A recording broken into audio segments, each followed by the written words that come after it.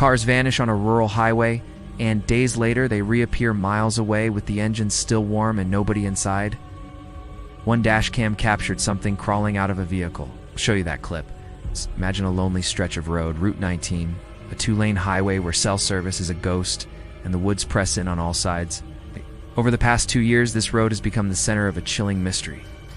8 separate missing person reports, all linked to this exact stretch of pavement.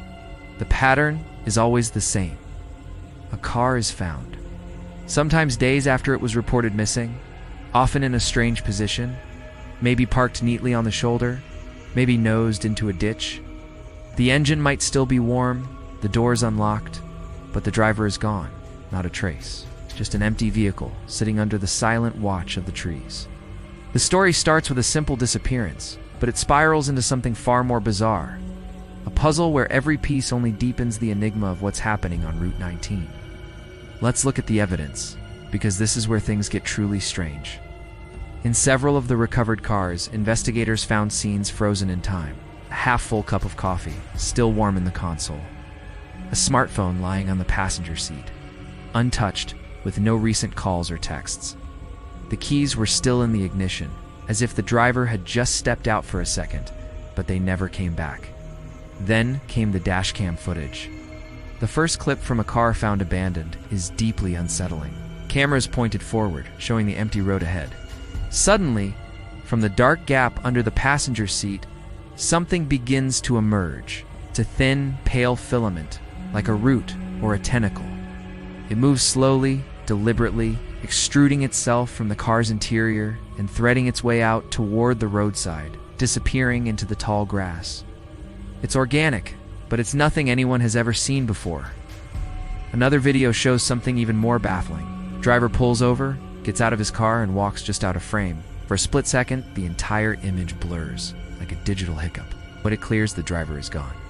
The camera just records the empty road, the wind rustling the leaves. He just vanished. Police forensics added another layer to the mystery. On the steering wheels of several cars, they found microscopic abrasion marks. These weren't scratches or scuffs. They were patterns inconsistent with the grip of human hands. It was as if something else had been holding the wheel. The GPS data from the recovered cars was even more impossible. Most of the time the journey was normal, but then there would be these jumps. The car's location would suddenly leap miles in an instant, moving in a dead straight line over terrain that a car couldn't possibly cross, through forests, over hills, even across a small lake. It was teleportation recorded on a data log. But there was one detail that everyone missed at first, a tiny clue hidden in plain sight. At the forensic lab, technicians were examining the exterior of the recovered vehicles. On the door handles, they found a strange organic residue. It was almost invisible to the naked eye.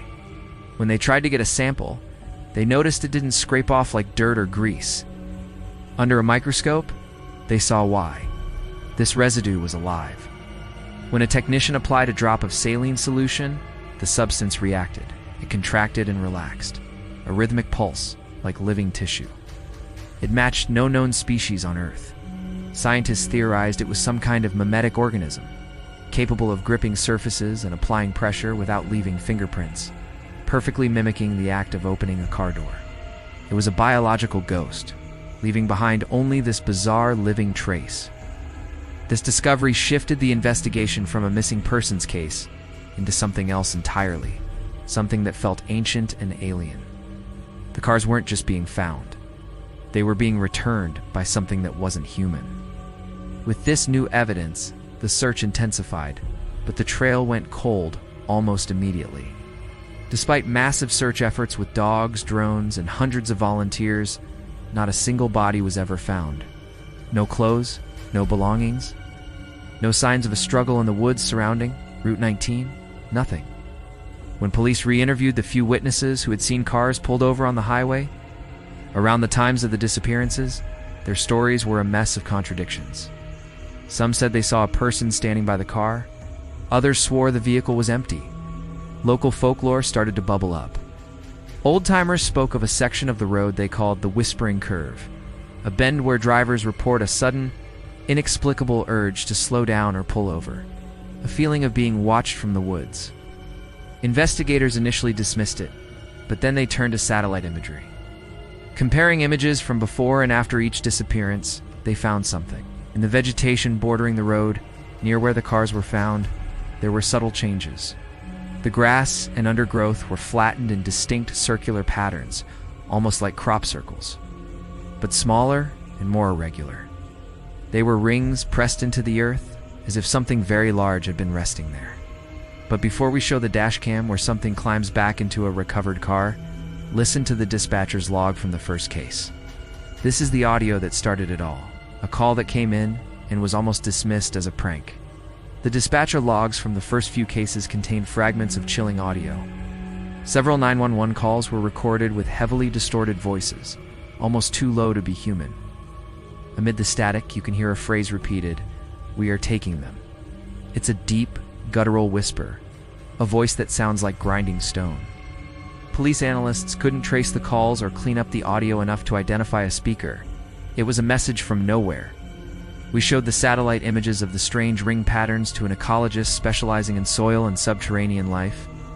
She said the patterns didn't resemble anything made by weather or human activity.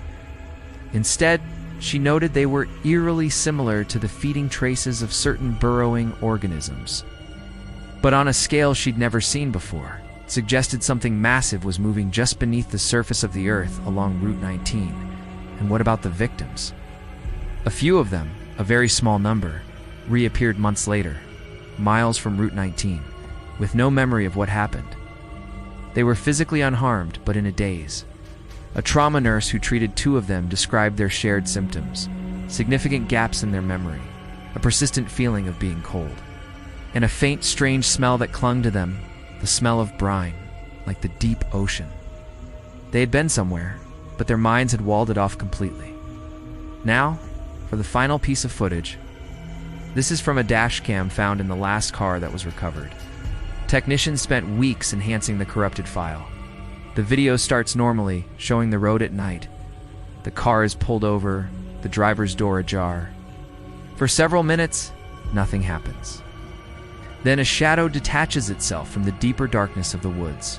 It's tall and thin, and it moves with an unnatural fluidity. It approaches the car and kneels by the open door. An indistinct, almost translucent limb reaches inside. It looks less like an arm and more like a shimmering root. It pulls something or someone out of the driver's seat and just out of the camera's view. The camera shakes violently for a moment, and then everything is still again. A few seconds later, the car's engine starts on its own.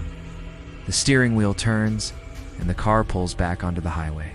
It drives itself smoothly and perfectly for 13 minutes before finally rolling to a stop on a deserted side road, where it was found the next day. Empty. In the end, no bodies and no conclusive evidence. Authorities were forced to close most of the cases. The disappearances on Route 19 remain officially unsolved, but the locals know better. They don't drive that stretch of road after dusk anymore. They stick to the main interstate, even if it adds an hour to their journey. They say you can still feel it out there, a strange pressure in the air, a sense of being watched from the dark woods that border the Whispering Curve. The road is still open, but for many, it's a place that no longer belongs to us. So let me ask you, after hearing all of this, would you drive Route 19 at night? Let me know in the comments below. Thanks for watching, and if you want more stories that dig into the unknown, make sure you subscribe. Stay safe out there.